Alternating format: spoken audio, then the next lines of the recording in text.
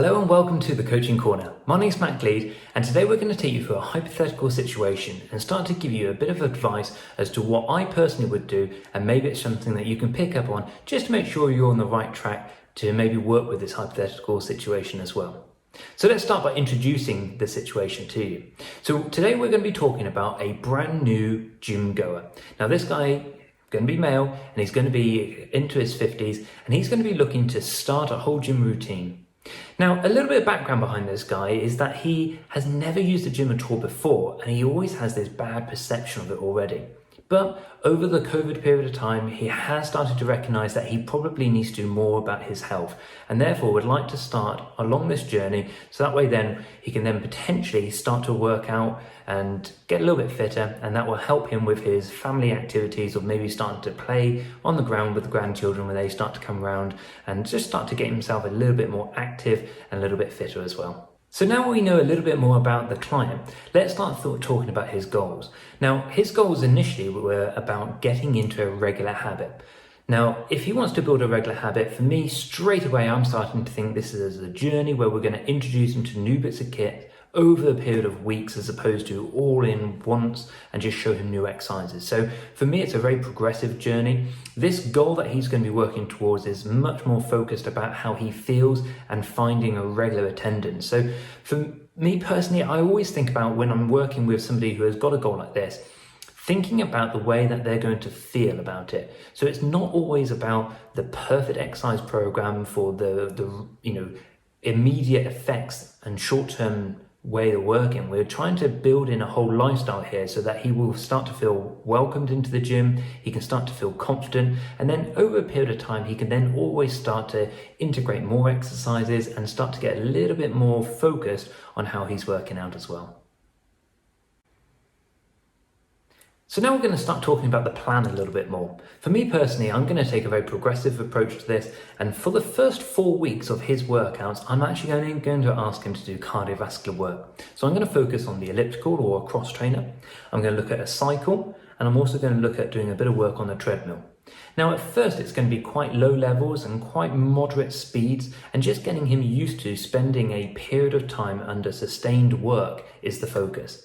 Then after the first 4 weeks, I'm actually going to start to then introduce some strength training. Now again, this is quite traditional strength training. I want him to find this perception of being in and around the gym actually going to be quite an easy one. So I'm not necessarily wanting to put him next to very experienced users where they might be doing advanced exercises. I want him to stay in a safe, comfortable area where he starts to build confidence through regular attendance and progressive training as well. So weeks 1 to 4 is going to be cardiovascular, then weeks 5 to 8 is going to be with strength training and the cardiovascular, and then I'm going to start to move him on to some functional training. Now that he's been training with me for approximately 8 weeks, I'm now going to start to introduce him to doing some functional training. Now this is where his goals become reality. His goal of wanting to be able to get down on the floor and play around with the grandchildren, be able to get up and down and start to move around a little bit easier. This is where the functional training will give him better ranges of movement, more mobility, but I do want him to have a bit ability to begin with, so that when he starts to do the functional training, it's not going to start to challenge him too much. Especially from his quotation of doesn't want to be around half-naked people and doing advanced exercise and things like that. It's really important that we give him progressive journeys and actually give him the functional training exercises that he can really relate to. So starting to give him pushing, pulling, holding and rotating movements that will actually be very similar to what he would be doing if he was down playing around with the grandchildren, especially as they want to gain and again to start playing around with granddad. So that's very much my focus. Have a little look at the program and see what you think of it as well. Now that we've got a good idea as to how the program's all going to come together, I have actually put a little bit of detail down, and I've also filmed a few of the exercises just to give you a real visual sense as to what the exercise is going to be. So again, if we are going to start off with a little bit of work on the elliptical, and my thinking behind this one is that fact that it's an upper and lower body workout. He's in a stood up position, so again, if he's been sat down watching a lot of sports, he's now in that upright position doing a little bit more work. Then he moves on to the cycle. And on the cycle, again, although he's going to be sat down, we do want him to build up this strength and fitness. This could be considered maybe a bit of a calorie burning session where he's going to burn some calories and lose a bit of weight potentially. It could just be improving his fitness, an opportunity for him to start to put his heart under a little bit of work for a sustained period of time is a great opportunity here. Then we come down to the treadmill. Now, again, on the treadmill, we do have some walking, but at the same time, there is going to be the progression to go into some running. So over the transition of the 4th week to the 5th week, and again from the 8th week to the 9th week, we are going to be looking for him to increase speeds, increase incline, or potentially go into a progression of running as well. And we've documented this with around about a 1-minute walk and maybe a 2-minute run, or vice versa, a 2-minute walk and a 1-minute run. Either way, I want that progressive journey just to start to challenge him a little bit more as and when he feels most comfortable to do so. Now, taking away the cardiovascular work, we're going to focus on the strength. So I've started with some very simple push and pull exercises. We have selected the chest press, and we've also started to select the lat pull down. So these are going to be exercises where he is going to be pushing himself to help get off the floor, maybe lifting or bringing things closer towards his chest, like a grandchild is being used as almost like a target to focus on as well. Now again, we have focused on some leg exercises. Now, although I was very close to putting in a leg press and maybe doing some squats, I actually thought getting him into a position where he's going to be doing a prolonged period of time, I thought about focusing on some hamstrings and some quadriceps individually.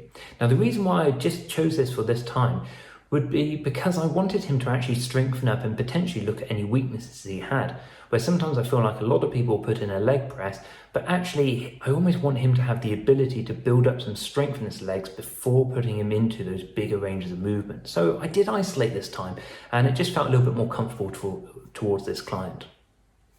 The next exercises we had to look at were the functional training ones. Now again, this is where we started to look at a whole range, and again I wanted to focus on exercises which would be similar to the movements he did. So we looked at some battle rope exercises.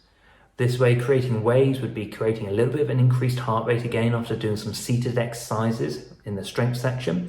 Now once he's got that heightened heart rate, we can then start to look at some big ranges of movement and starting to look at some hinge movements as well. So this is where we brought in some kettlebell swings. Now I'm a big fan of the kettlebell work.